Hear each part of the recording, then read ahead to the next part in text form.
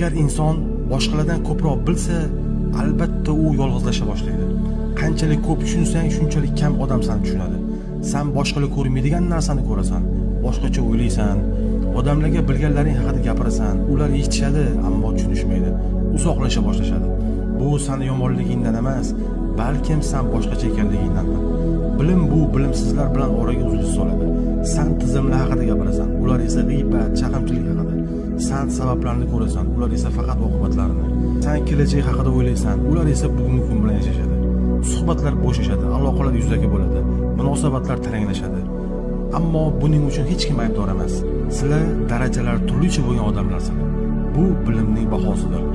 Qanchalik balandga ko'tarilsang, atrofingdagi insonlar shunchalik kamayadi.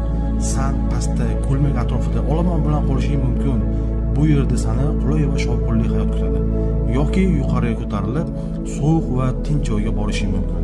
Lekin u yerda ufqni ko'rasan. Bilish